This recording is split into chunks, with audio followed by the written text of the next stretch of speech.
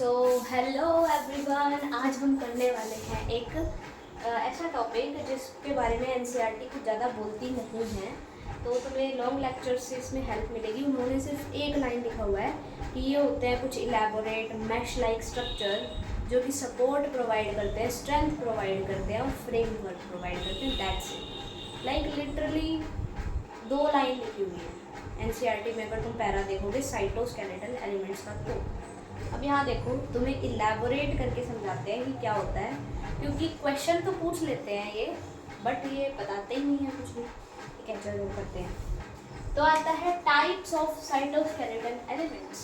Elements के type क्या है, मैंने ये तो तुम्हें बता दिया है कि ये एक मैश लाइक स्ट्रक्चर होता है, सपोर्ट स्ट्रेंथ फ्रेमवर्क प्रोवाइड करता है, और ये यूकैरियोट्स में प्रेजेंट होता है, प्रोकैरियोट्स में प्रेजेंट नहीं होता है।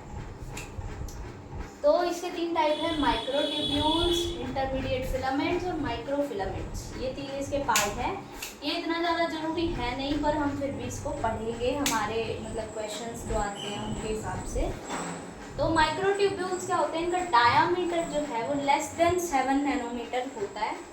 ये स्मॉल रोड लाइक स्ट्रक्चर है, ठीक है, made of actin protein. Actin protein जानते हो ना, वो मसल्स वाला। चलो अभी नहीं जानते हमने, क्योंकि लोकोमोशन एंड मूवमेंट नहीं पढ़ा है, तो मैं बता देती हूँ। ये एक मसल प्रोटीन है, यहाँ लिखा हुआ है कॉन्ट्रैक्टाइल प्रोटीन। कॉन्ट्रैक्टाइल यानी कि जो लोकोमोशन में हेल्प करे, कॉन्ट्रैक्ट मसल कॉन्ट्रैक्ट करेंगे जब भी तो हम लोकोमोशन करेंगे ना। और इसका फंक्शन क्या है, सूडोपोडिया फॉर्मेशन, यानी कि जो हमारा अमीबा होता है उसमें वो ऐसे फूड को कैसे लेता है, ऐसे अमीबा है, यहाँ फूड है तो यूं धीरे धीरे उसका आर्म्स आते हैं और वो ले लेता है ना, वैसे ये सूडोपोडिया फॉर्मेशन में हेल्प कर रहा है। साइक्लोसिस में मूवमेंट ऑफ साइटोप्लाज्म। तुम्हें पता है ना कि साइटोप्लाज्म एक रिजिड नहीं, एक लिक्विड टाइप मैट्रिक्स जैसा एक स्ट्रक्चर है, जो कि मतलब काफ़ी ज़्यादा कह सकते हैं विस्कस फ्लूइड टाइप का है। Cytokinesis in animal cell. What is cytokinesis? जब कोई एक सेल डिवाइड करता है तो वो ऐसा तो नहीं है यहाँ से डायरेक्ट यहाँ पहुँच गया, नहीं, पहले यहाँ से बीच में ये वाली 8 बन जाता है, वो वाली स्टेज भी तो आती है, बीच में टूटना शुरू होता है थोड़ा थोड़ा, और ये जो बनी है ये चीज़ से हम कहते हैं सेल फरो। एनिमल सेल्स के अंदर, प्लांट सेल में सेल प्लेट बनती है, उधर ये अभी कोई उसका रिलेशन नहीं है। ये हेल्प करता है एनिमल सेल में फरो फॉर्मेशन के लिए, ठीक है। अब आते हैं इंटरमीडिएट फिलामेंट पे। इंटरमीडिएट फिलामेंट्स 8 से 10 नैनोमीटर के साइज के होते हैं।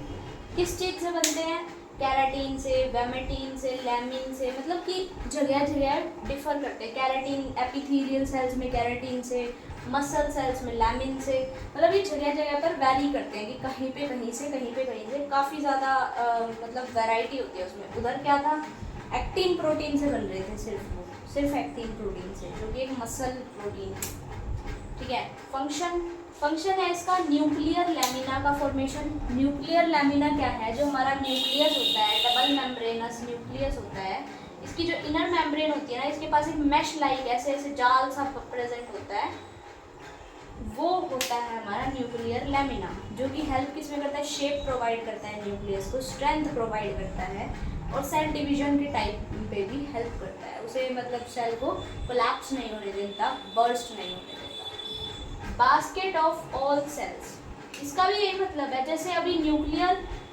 न्यूक्लियस के अंदर लैमिना का फॉर्मेशन है, वैसे ही जब पूरे एक सेल के अंदर एक नीचे लैमिना का फॉर्मेशन होता है, वो कहलाती है बास्केट, यानी पूरे सेल को एक स्ट्रक्चर प्रोवाइड करे, स्ट्रेंथ प्रोवाइड करे, वो होती है बास्केट ऑफ द सेल का भी इसका फंक्शन है। और एक है डेस्मोसोम।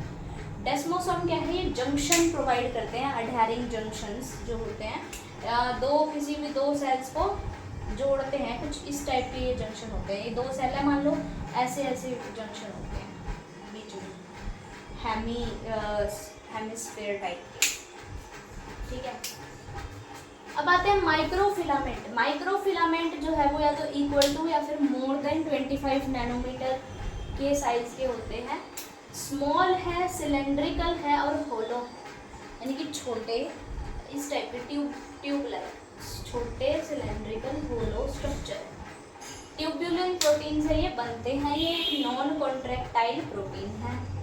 सेंट्रियोल और सेंट्रोसोम फॉर्मेशन करते हैं। सेंट्रियोल क्या है, अगर तुम मेरे शॉर्ट्स वीडियो देखते हो तो सेंट्रियोल जो है वो था 9+0 अरेंजमेंट, जो इस टाइप की कुछ तीन स्पाइक्स थे और वो इस टाइप से कुछ जुड़े हुए थे, ऐसे ऐसे।